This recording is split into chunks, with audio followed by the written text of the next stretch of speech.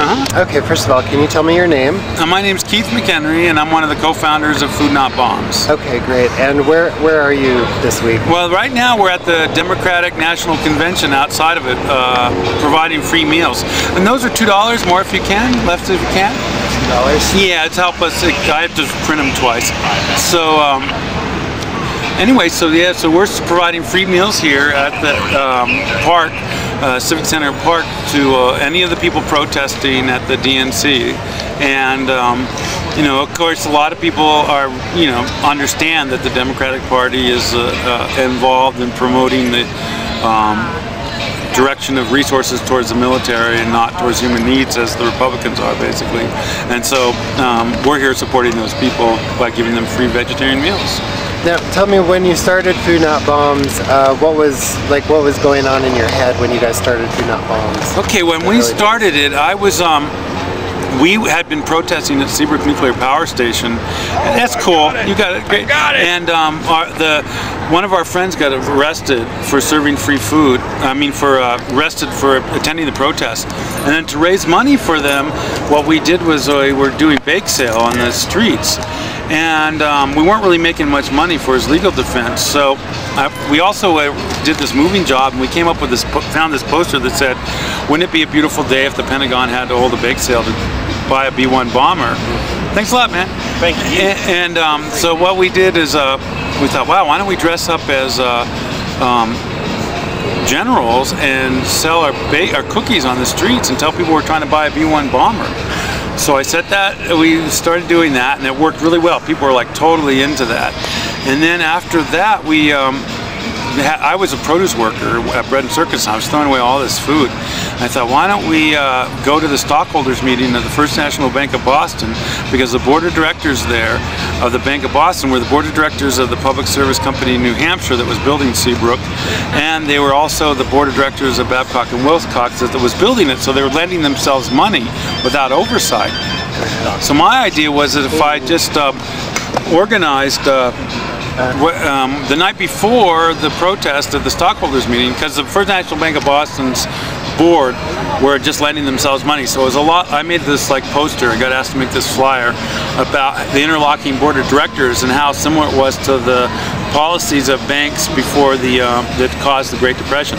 So we were going to dress up like hobos and serve food out in front of the stockholders meeting with the food that I was throwing away from Bread and Circus. But we decided the night before that it wouldn't really look like a soup line unless we found more people, and we hadn't done much advertising. So I ended up going to the Pine Street Inn at midnight and talking to the guys that lived there and say, hey, we're going to do a protest tomorrow at the Bank of Boston. Why don't you come with Federal Reserve Bank, come on down.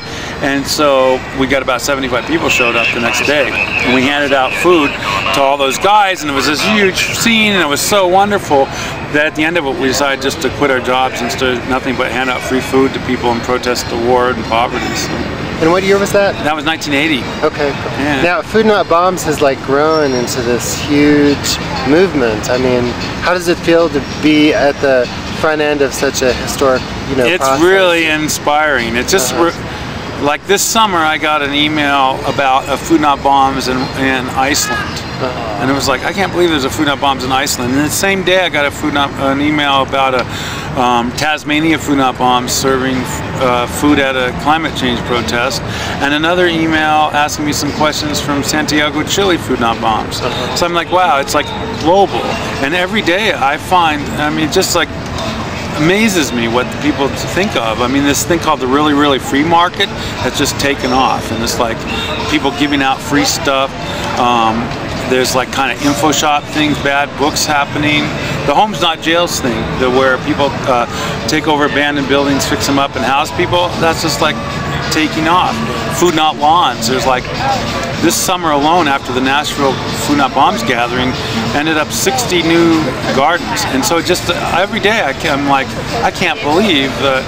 And it's almost like it's unreal. Like I don't have any connection with it starting. Like it's this thing that's giant that it's almost beyond comprehension, really. Yeah, I mean, I think that of all the movements from like maybe the last 25, 30 years, I think that, in terms of movements that people really plug into that are long-term and sustaining, Food Not Bombs seems to be one of those ideas that's really caught on and has, you know, continued to really reflect.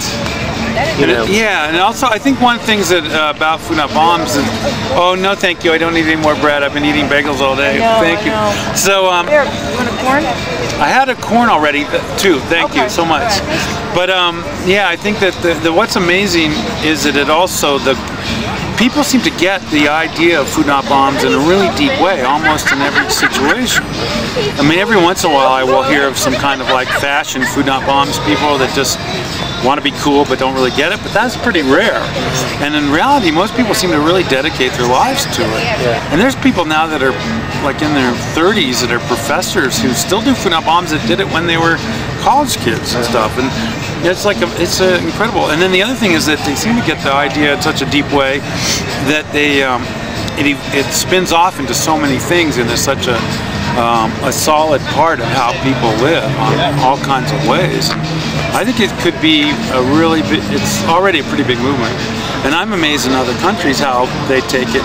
So the further away you get from where it started in Boston, the bigger the idea is. And so like in Croatia, for instance, when I was there, they had these special carts that had steam tables that they made with wheels and awnings that said Food Not Bombs in Croatian, and they were like a full-time job where all they did was Food Not Bombs.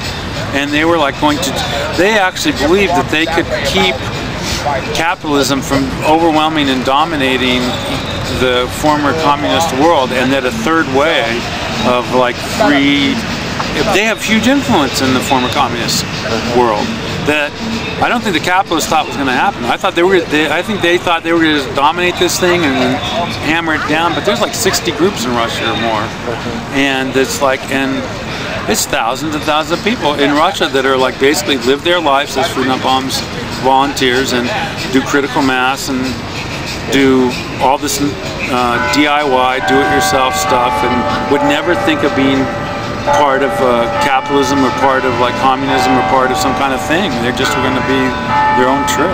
It's like amazing. Now you're in Taos now. Tell me about this World Peace Conference you're hosting. Yeah, and last year I helped start this thing called the Taos Peace House, and we've had a bunch of actions, including the anniversary of the war in Iraq, and we invited the mayor to come speak, who wasn't really all that sympathetic originally, but after a few events that he spoke at and he saw so much going on, he came to us and asked if we would organize a World Peace Conference in Taos. And so they're providing like free space for us and everything. And our idea, at the same time, these people came, this general who had planned Desert Storm stopped by the Peace House. And he started talking to us, and in our conversations, we agreed that there needed to be a strategy, like an organized strategy to end war and domination and everything.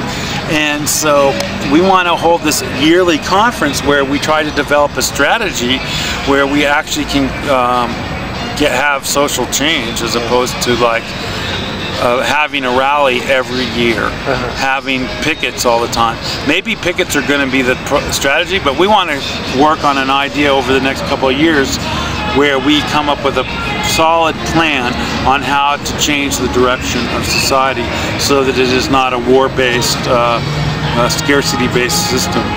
And so that's where we're hoping people will come to Taos to start that this May, and last week of May in 2009.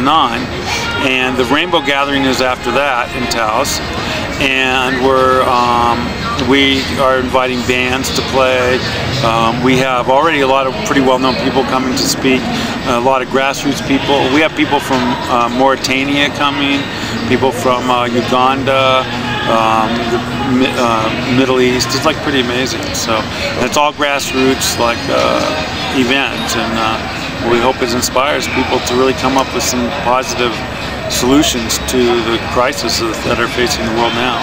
And finally, I mean, everybody already knows how to find Food Not Bombs on the web, but if they want to find you, how can they find you online? Oh, if they go to foodnotbombs.net, and my email is on there. It's menu@foodnotbombs.net. Okay. And there's like a little collective of us there, Brooke and myself and Apollo and them, and we just all do the run the little office collective there. Okay, great. Well, thank you so much. Thanks so much. Yeah. Great.